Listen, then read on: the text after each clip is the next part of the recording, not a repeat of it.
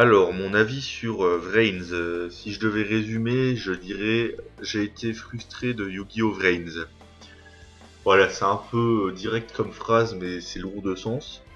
Et je suis désolé, je peux pas apprécier la série à 100%, et même pas à 80%, bien que j'en apprécie certains points. J'en ai beaucoup d'autres qui m'ont déçu, mais surtout un en particulier, et c'est sur lui que je reviendrai majoritairement. Sinon, voilà, pour un peu parler des saisons, la saison 1 m'a plu, la saison 2 était passable, la saison 3 pas du tout passable. La saison 3 je me suis vraiment emmerdé pendant 10 épisodes continus. Ça m'est jamais arrivé devant un seul Yu-Gi-Oh! Et quand je me suis rehypé un petit peu dans la saison 3, on nous a annoncé que dans 4 épisodes c'était fini. Donc voilà, ça m'a un peu coupé la chic à ce moment-là, je vais pas vous mentir, mais c'est comme ça. Heureusement que le dernier épisode a su raviver en moi les bonnes choses de Vrains et a su me rendre nostalgique, on va dire. Mais je vais commencer par parler d'un problème qu'on a tous ressenti au début de la série, c'est la production. Déjà rien que le changement de directeur. Alors certes c'était pour rendre les visuels un peu meilleurs et moins répétitifs, et c'était réussi pour le coup.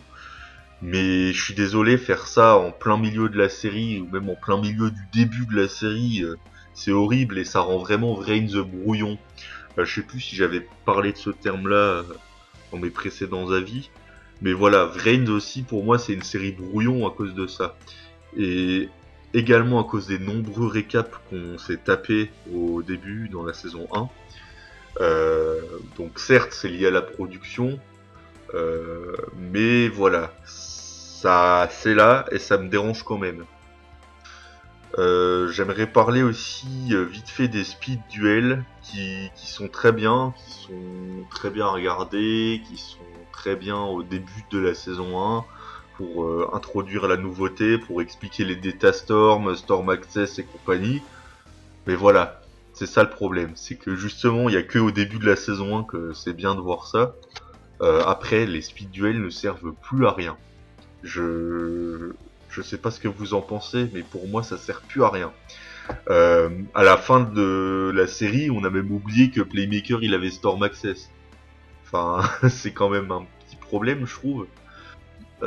Après, je voudrais parler de l'invocation Link, qui est la deuxième nouveauté de Vrains, mais plus généralement la nouveauté de Yu-Gi-Oh! En tant que joueur, j'adore l'invocation Link. Je la trouve originale, elle a complètement changé le jeu, tout ce que vous voulez. Mais le problème, c'est que j'ai l'impression que dans l'animé, et surtout pour Yusaku, ça passe pas des masses en fait. Parce que là où dans un autre animé, Yuya par exemple, invoquait son Odd Eyes, on le voyait venir, mais ça avait plus d'impact je trouve que Yusaku qui invoque son Decode Talker avec trois autres monstres Link qui à eux seuls prennent du temps pour leur invocation. Je regrette l'absence d'icônes du deck de Yusaku. Parce que Firewall c'est une icône en quelque sorte, mais on le voit très peu. Decode Talker on le voit un peu plus que Firewall, mais au final on le voit très peu aussi.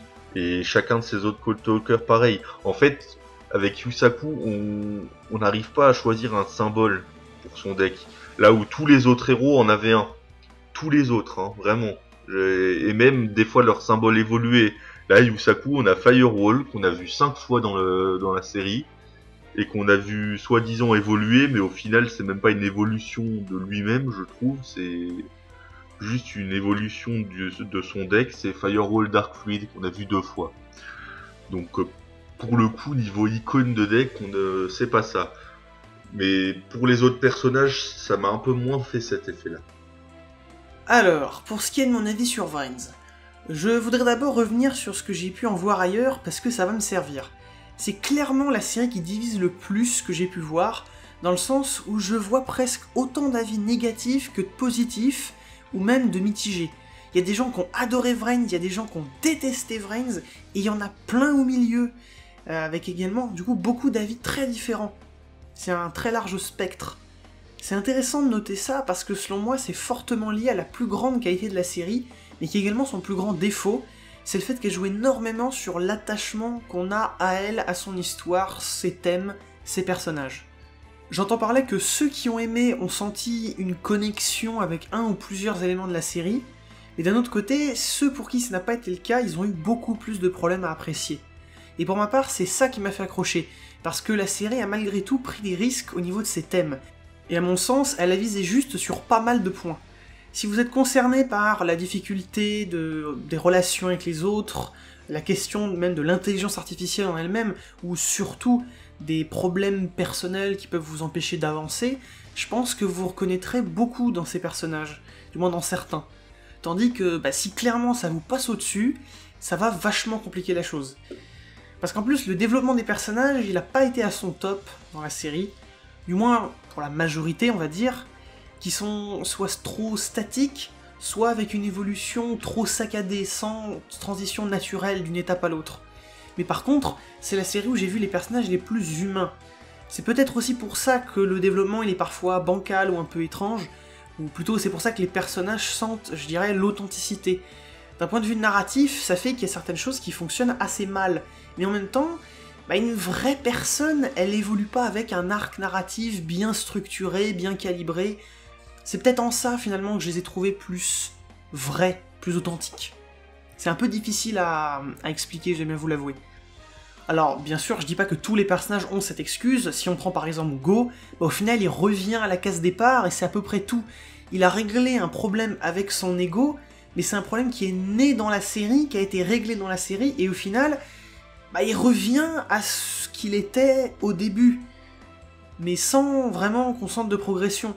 Et en même temps, faut dire qu'avec seulement 18 épisodes en saison 3, c'était pas évident de tout conclure correctement avec tous les personnages. Globalement, je suis assez déçue parce qu'il y avait quand même un vrai potentiel au début. Je dirais pas jusqu'à dire que c'était mauvais au final, mais il y avait quand même de bonnes idées, mais qui ont été au final peu ou vraiment trop mal exploitées, à côté de choses qui elles étaient moyennes de base. Au final, Vrains n'a jamais réussi à me hyper, comme Mark V arrivait facilement à faire par exemple. Là au final j'ai fini par même décrocher au bout d'un moment Vrains et j'ai repris au bout d'un moment, j'avais beaucoup d'épisodes de retard. Pour les duels en eux-mêmes, je prenais pas vraiment de plaisir à regarder les duels en vrai. Bon, c'est probablement parce que je joue pas forcément au jeu et que du coup c'était peut-être un peu trop complexe en fait. Et du coup je finissais par être largué dans certaines situations à pas mal de duels. Au point qu'au final je finissais par carrément passer des morceaux de duel parce qu'une fois que j'avais décroché, j'avais plus envie d'essayer de reprendre. Et il faut savoir que c'est une chose que j'ai jamais fait dans aucune autre série Yu-Gi-Oh avant ça. Donc c'est peut-être bien révélateur quand même. J'ai comme cela dit apprécié le fait qu'il place les autres méthodes d'invocation. Parce que s'il y avait eu que du Link, je pense que j'aurais encore plus décroché parce que de base j'ai mis un peu de temps à comprendre les invocations Link. Parce que j'ai pas trouvé que c'était très bien expliqué au final dans la série, même au début. Et ça m'a mis un peu de temps à vraiment comprendre bien comment ça marchait. Donc s'il y avait eu que ça, ça aurait été encore pire je pense. Eh bien salut à tous, moi c'est Flav, et pour présenter donc mon avis global sur Vrains, ça a été en 3 détentes, on va dire qu'au début j'étais assez hype, même si on pouvait déjà pressentir que ça pouvait être pâté en croûte.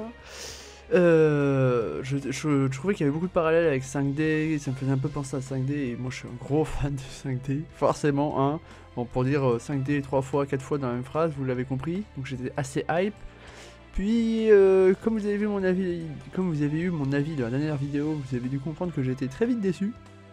Puis après, j'étais résolu, je me suis dit, bon bah c'est comme ça, c'est la vie. On peut pas vraiment trop les blâmer parce qu'on sait pas ce qui s'est passé derrière en production.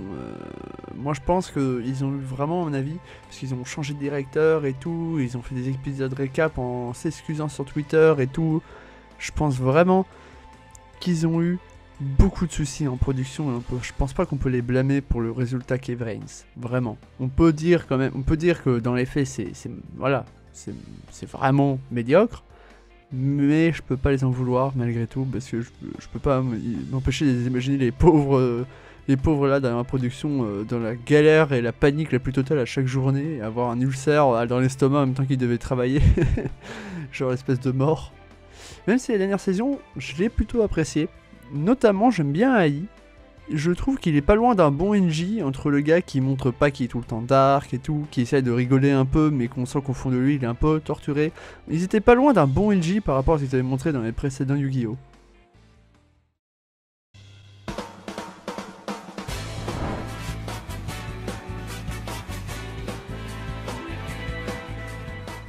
Si je vais parler des points positifs de Vrain, ce serait Spectre, Revolver, qui est incroyable ce personnage, il a tout fait dans Vrain, c'est un truc de fou.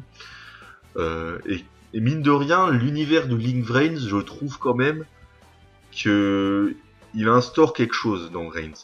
C'est-à-dire que avec les méchants, la première saison, les Chevaliers d'Hanoï, et la deuxième saison, les Ignis, le fait d'avoir Link Vrain, dont on présente les dangers dès le premier épisode, à savoir les dégâts mentaux quand on peut en sortir et tout, ça instaure vraiment un gros danger et une menace réelle en fait.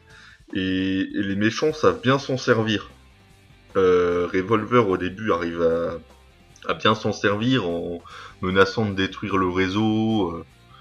Et bon, c'était un petit peu tiré par les cheveux, mais un peu comique de dire ah là là, si Revolver réussit son plan, le monde entier se retrouvera sans internet et devra retourner à l'âge de pierre. Bon, c'était un peu moi ça m'a fait rire quand j'ai vu ça. Parce que c'est vraiment l'état actuel de notre société en fait. Et dans la saison 2, se dire que c'est des programmes informatiques en eux-mêmes qui peuvent causer des gros dangers parce qu'ils ont une personnalité propre à eux.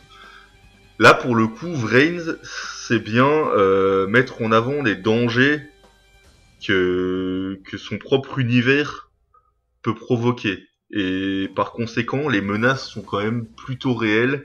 Et de ce côté-là, par contre, je me suis pas ennuyé. Au niveau des duels, contre les méchants et compagnie, je me suis pas ennuyé.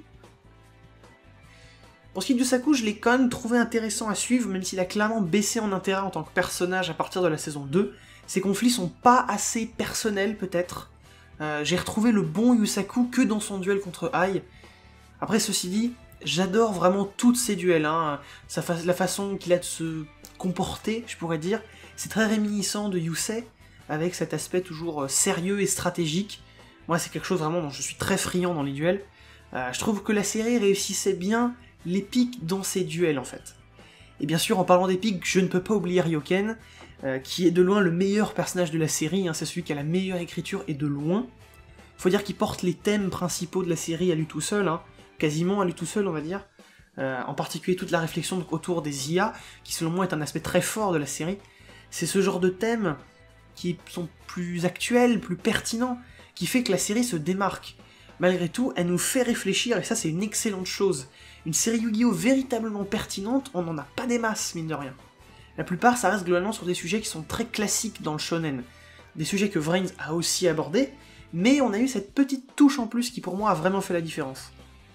Pour ce qui est des méchants maintenant, on a déjà abordé Revolver, donc je vais surtout parler de Lightning et Bowman avec un peu de Ai pour finir. Lightning, c'est un type de méchant que personnellement j'adore, là aussi j'en suis extrêmement friand, vraiment le personnage de connard, mais vraiment qui fait tellement de choses horribles qu'on adore le détester. Ça, je trouve que ça marche très bien. Pour le coup, on pourrait même dire qu'ils lui en ont trop mis dessus, et c'est pas pour rien qu'un mème est carrément né de ça, hein, surtout dans la communauté anglaise. Mais on sent très bien que quand ils ont appris que la série ferait pas ses 140 épisodes, eh ben ils ont dû mettre un max de choses, finalement abandonner un max de plots, de fils, de scénarios qu'ils avaient en réserve pour tout conclure sur Lightning parce qu'ils avaient pas le temps, quoi. Au niveau du plot, le Lost Incident était en lui-même, je trouve, un des points forts de la série. Cet incident était central à toute l'histoire de la série, et ça permettait du coup beaucoup de choses scénaristiquement et pour les personnages. Donc c'était vraiment pas mal comme idée de départ. Je trouvais que la motivation et l'objectif de Yusaku à cause de cet événement le rendait différent des autres protagonistes à la base.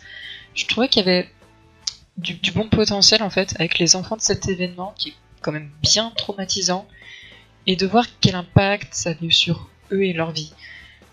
Je trouve que ça a été plutôt bien fait avec Yusaku au début, Spectre et Takeru aussi, et aussi Jin aussi c'était pas mal, mais aussi avec Ryoken qui est pas une des victimes mais qui était quand même dans qui était quand même dans le collimateur et qui a quand même eu son importance dans l'histoire. Le fait de leur associer à chacun l'église qui avait été créée à partir d'eux, c'était aussi un bon moyen de faire le classique partnership que l'on voit dans presque toutes les séries Yu-Gi-Oh! C'était plutôt smart de leur part et ça marchait plutôt bien. L'autre point fort de la série pour moi, c'est Revolver. C'est un bon rival antagoniste, charismatique, intéressant, il est stylé, bon, le combo gagnant, il est là. Et sa présence, il était beaucoup plus présent au début, mais il était toujours là et sa qualité a jamais vraiment baissé, donc ça c'était vraiment le bon point. J'ai aussi bien aimé le développement de Ai, que j'ai trouvé vraiment pas si mal au final. En fait, c'était assez facile d'imaginer pourquoi il pensait comme ci ou comme ça tout au long de la série. Je trouvais que son état d'esprit plutôt était vraiment pas full bullshit compte tenu des situations auxquelles il était confronté, surtout pour une intelligence artificielle avec sa propre volonté et tout. Enfin, je trouvais que c'était plutôt bien fait.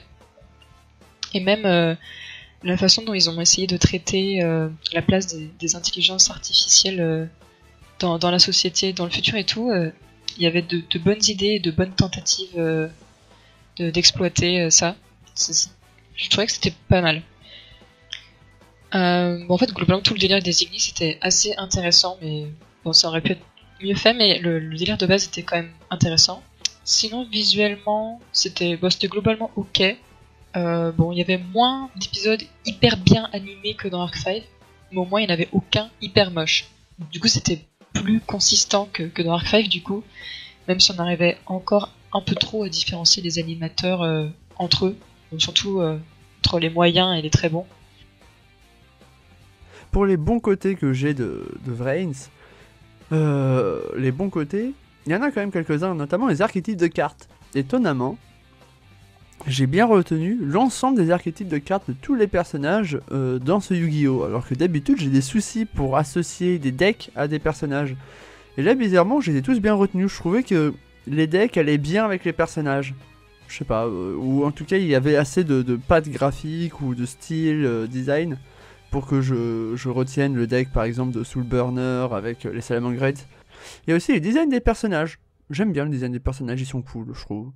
Notamment, moi j'aime beaucoup le style design de Soul Burner et de Revolver. Un peu les musiques aussi.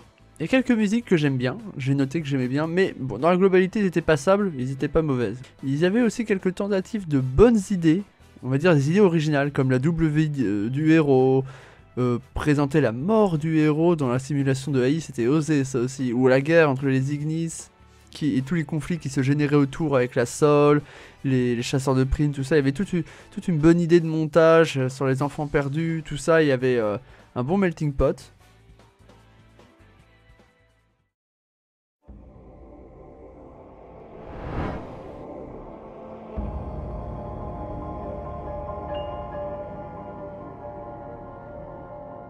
Bon voilà, on peut parler de Go, Aoi, Emma, Kira et compagnie. C'est quand même des plantes vertes. On va pas se mentir, ils ont servi à rien. Enfin, moi je trouve.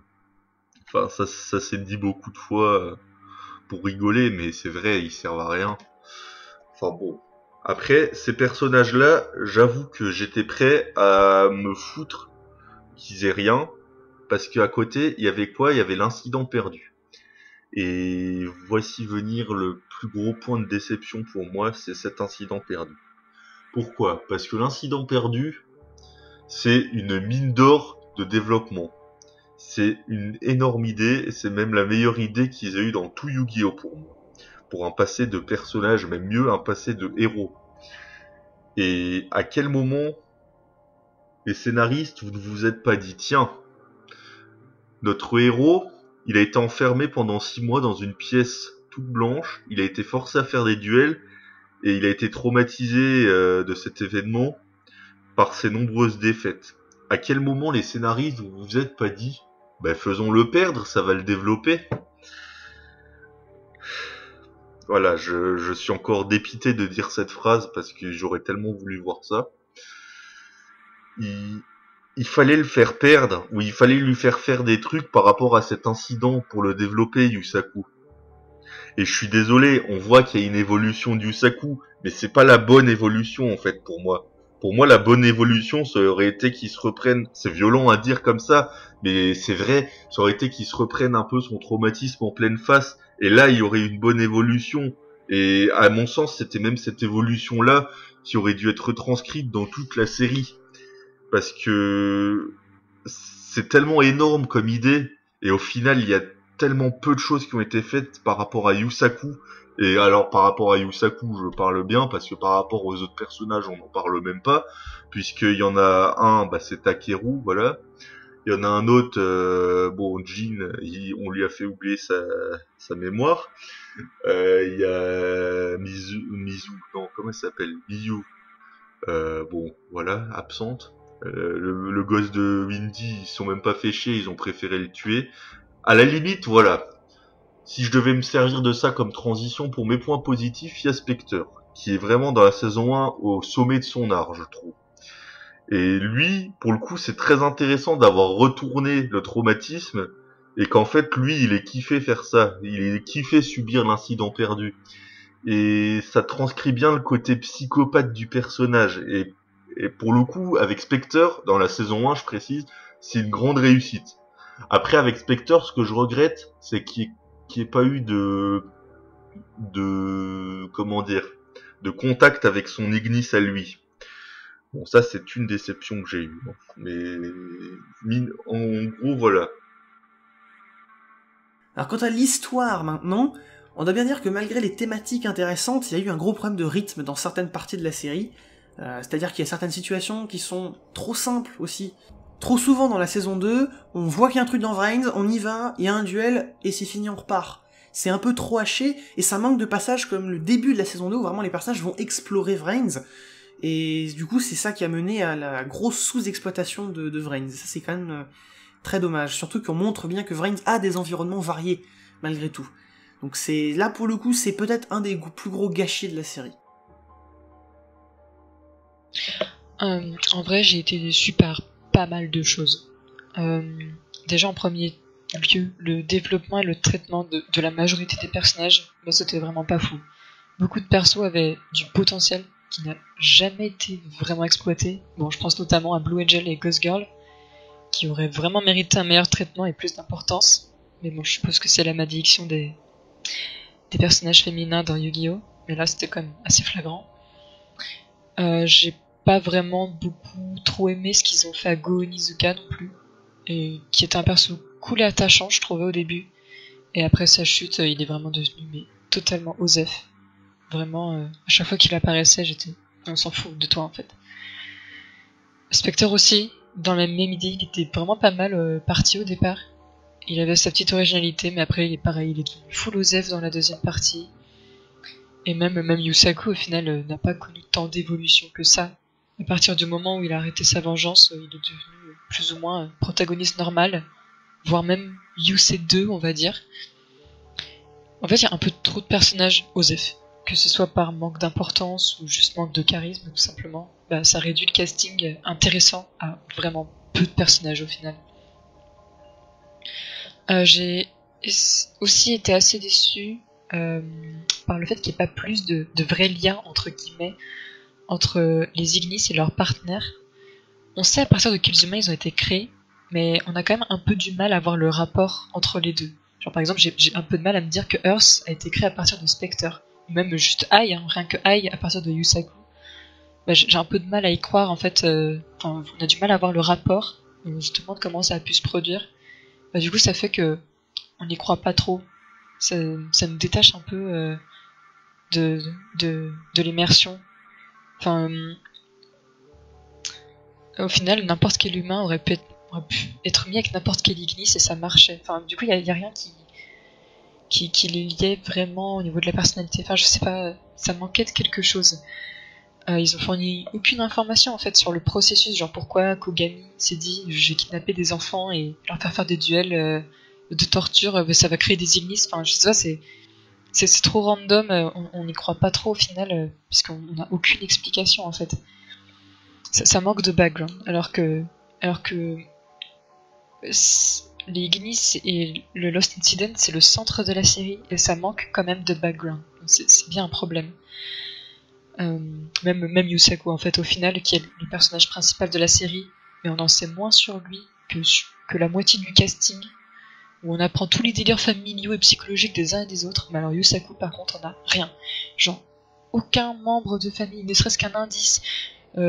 Est-ce qu'il vit vraiment tout seul depuis toutes ces années, depuis Lost Incident, alors qu'il avait 6 ans? Enfin bref, ça n'a aucun sens, on a du mal à y croire encore, alors que Takeru, c'est vraiment la fête, on nous dit tout, et c'est ça qui est trop bien en fait.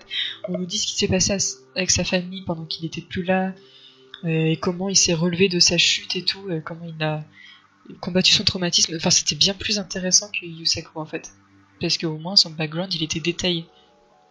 Même Ryoken, hein, c'était beaucoup mieux que Yusaku globalement.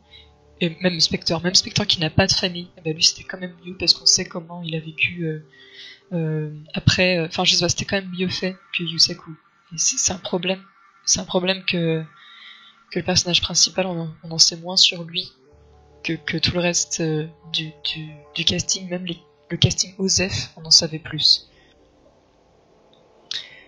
En fait, ouais, voilà, ça rend Yusaku vraiment très creux et il manque de profondeur par rapport aux autres. Et c'est vraiment dommage parce qu'en soi, le personnage de Yusaku, moi je l'aime bien en vrai. Mais quand tu le compares aux autres, bah, c'est évident qu'il est beaucoup moins profond que les autres. Sinon, là où j'ai été un peu déçu, c'est aussi côté musique. Bon, en vrai, c'était pas trop mal, hein. Certaines ressortaient du lot et tout, mais comparé à ce qu'on avait dans Zeal et à Arc 5, où là c'était fou, bah là, c'est quand même beaucoup plus oubliable dans Reigns. Alors pour les mauvais côtés, il y en a un peu plus à dire, malheureusement. Le storytelling des duels, je les trouve trop pro. Et au début je trouvais ça cool, je me suis dit waouh, ça envoie plein la vue et tout, les mecs ils te font des archi combos dans tous les sens. Et le problème c'est que je trouve qu'à la fin, ça ressemble à rien. En gros, t'as juste l'impression de voir des duels de gars qui font des méga strats. Au final, ça raconte rien en fait. Genre normalement les trucs méga strat comme ça, dans Yu-Gi-Oh c'est censé présenter à quel point un personnage était badass, c'était censé montrer à quel point il pouvait être fort. Et là ils le font tous et donc en fait on perd ce côté là et c'est trop concentré sur cet aspect là. Il y a pas de storytelling, il y a pas le duel ne raconte pas quelque chose je trouve. Et hormis les quelques fois où c'est badass, enfin pour moi les seuls moments où la strat devenait ultra badass et partait vraiment loin selon moi, c'était les extra link de Revolver ou le complete extra link de Spectre qui était wouah, tu regardes, tu fais allez tu sais même pas pourquoi le mec a complété son terrain mais il a complété en extra link, ça voulait absolument rien dire mais c'était quand même archi classe. Et d'ailleurs, pour dire à quel point ils étaient peu inspirés, le storytelling final, du duel final entre Yusaku et Ai, est au final un gros copier-coller, je trouve, entre celui de Yugi et de Hatem. Sinon, après, il y a les histoires sous-exploitant l'aspect d'internet du Reigns. Il n'y a pas l'aspect des hackers, il y a plein d'aspects de l'idée d'internet, qui auraient pu être utilisés avec Brains et qui sont pas du tout parce que le côté hacker piratage c'est sous-exploité. Emma elle sert à rien genre au début, enfin elle sert à 2-3 trucs dans la saison 1 et 2 puis après elle sert à rien mais vraiment genre à rien. Elle aurait eu des moments qui auraient été géniaux pour Emma et au final le seul moment où j'ai retenu qu'elle a servi c'était pour rentrer dans les sous-serveurs de Sol au début de la saison 2 avec son truc invisible machin, enfin bref. Enfin, c'est vraiment pas... Je trouvais trop focus sur les IA. Après, c'était peut-être une thématique.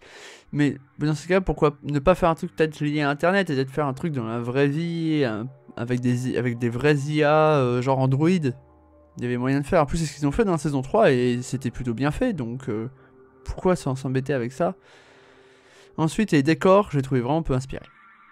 même après le nouveau personne, comment dire, soit peu inspiré, soit random. Même malgré le nouveau directeur qui est graphiste et tout, vraiment, c'était, je trouvais, ça avait aucun rapport. Soit c'était des trucs genre YOLO building ou plateforme volante en ruine de fond, ou alors c'était regardez des magnifiques décors mais qui n'ont aucun sens, genre le champ de fleurs multicolores où s'est battu Revolver contre Lightning. Ou l'espèce de décor, toujours la saison 2, à moitié désolé, dans le... où Yusaku devait attendre dans une espèce de grande mer toute rouge avec des piliers un peu violacés. Ça faisait genre le bas-fond du Vrains. Et tu regardes, tu fais oh, ça pourrait être intéressant, mais non, on s'en fout. Après, on téléporte Yusaku, puis on l'amène dans une espèce de temple random. Et l'aspect des overboards. Alors, au début, pourquoi j'ai pensé que c'était 5D? Parce qu'il y avait un truc avec des un peu sportif sur des véhicules, les overboards, là, les espèces de planches de surf sur les Datastorm, qui est après devenu des overboards puisqu'ils ont volé dessus en dehors des Datastorm. Et au début, il y avait moyen de faire des trucs vachement intéressants. Et au final, ils ont juste inventé les speed duels. Et c'est quoi la différence des speed duels? Il y a les skills. Oh là là, c'est incroyable. Ils peuvent faire des skills.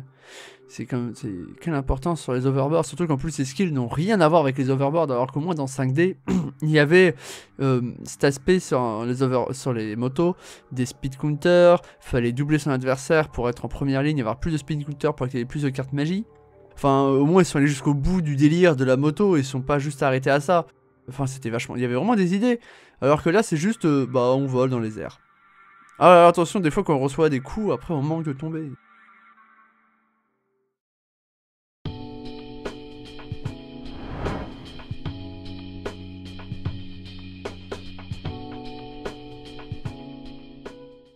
Alors la série s'est effectivement terminée plus tôt que prévu, ce qui a un peu coupé l'herbe sous le pied à tout le monde.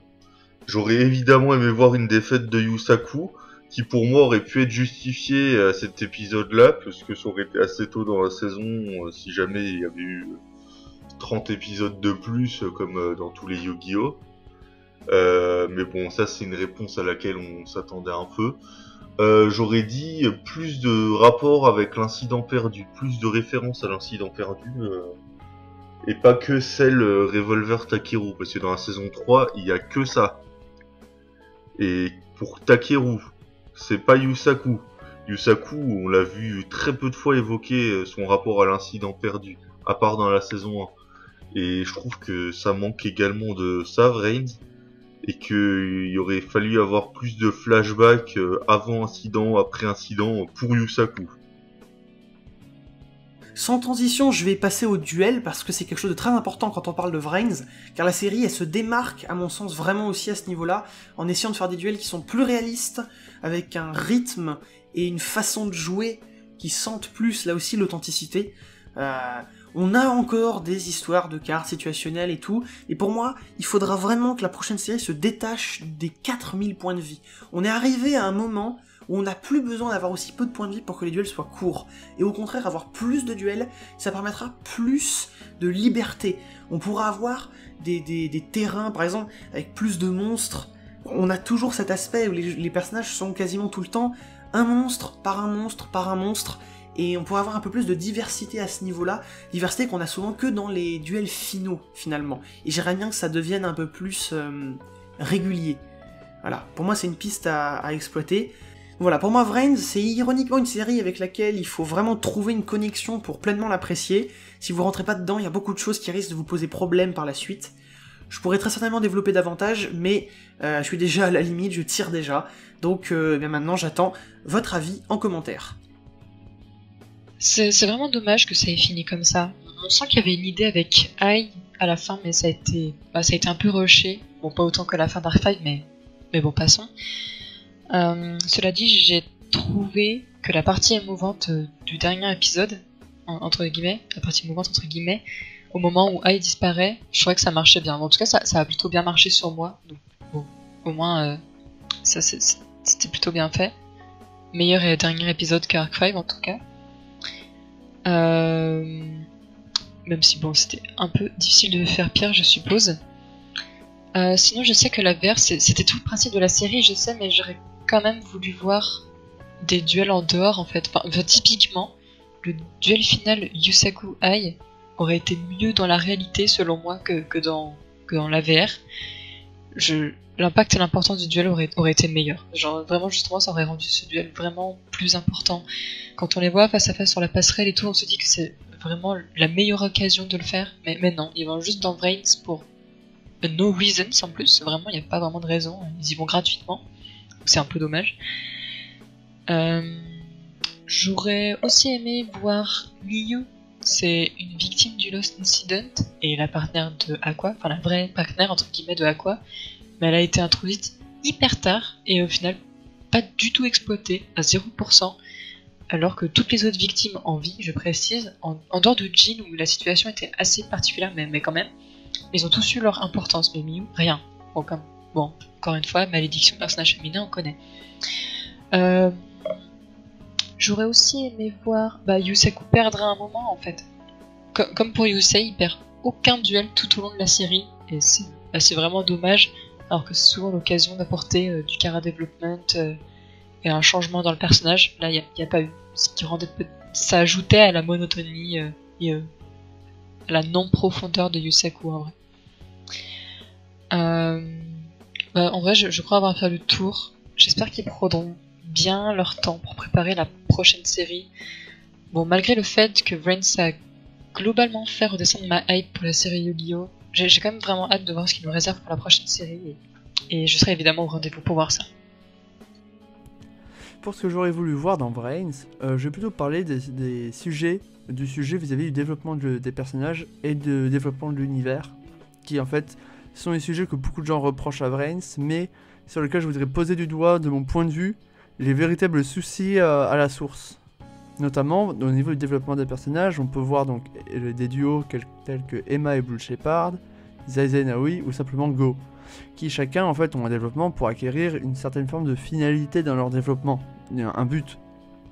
Go veut devenir l'image d'un homme brave et courageux et un idole pour les orphelins là où il était. Aoi veut montrer à son frère Zaizen qu'elle peut être protégée par elle-même et veut protéger son frère comme il l'a fait à elle, pour elle on va dire. Et Emma et Blue Shepard, au début qui ne s'appréciaient pas à cause de leurs antécédents familiaux, au final finissent par devenir des bons frères et sœurs et s'entendent bien. Au final, on peut surtout voir, comme on peut voir dans la saison 3, cette finalité qu'ils atteignent ne leur accorde même pas en fait une victoire en fait, et leur ratio de victoire-défaite est extrême, enfin ils ont un ratio de défaite supérieur à leur ratio victoire, et pour moi ça c'est dû surtout à un manque de roster, un roster pauvre chez les méchants. On peut voir qu'il y a très peu en fait de méchants dans la saison 3 et 2, et qui fait que donc ils peuvent pas accorder que le méchant perde ou reçoive une défaite, permettant au personnage secondaire une preuve du fonctionnement de leur développement. Au final, ils ne servent que de tremplin pour les méchants, qui doivent être à la fin vus comme quelque chose de badass, pour que Yusaku soit encore plus badass au moment où il arrive à leur arracher une victoire. Et c'est bien dommage. En plus de ça, l'univers est, je trouve, n'est pas développé correctement. Il est développé sous une forme de monde un peu fantaisiste, et pas du tout sous une logique de serveur internet et de réseau informatique, comme l'a montré par exemple les sous-serveurs de Sol qui est situé quelque part dans Vrains, alors que ça devrait justement être un serveur isolé du serveur de Vrains. Enfin, ça devrait être quelque chose à part, c'est logique. Ça devrait pas ou par exemple l'arbre d'Anoi, qui est un espèce d'arbre géant qui détruit le Vrains, alors que ça devrait pas ça devrait pas ressembler à ça, un programme qui détruit Vrains. Enfin, ça n'a pas de sens, ça aussi. Ça tient beaucoup plus à un monde fantaisiste ou un monde parallèle, mais pas un monde internet. Et je trouve que tout ce manque de cohérence dans l'univers pèse en fait sur le développement des personnages, les empêche de se développer, on va dire, correctement. Et donc au final, pour moi, Vrains, c'est un ensemble de bonnes idées, de bonnes volontés, mais qui au final est mal exécuté ou exécuté de la mauvaise manière vis-à-vis de comment c'est présenté, de comment la chose est présentée. Il y a une espèce de décalage entre ce qu'ils veulent présenter et comment ils le présentent, je trouve. Et c'est dommage parce que la série aurait pu être bien, et on espérera que la prochaine série Yu-Gi-Oh! Soit bien mieux.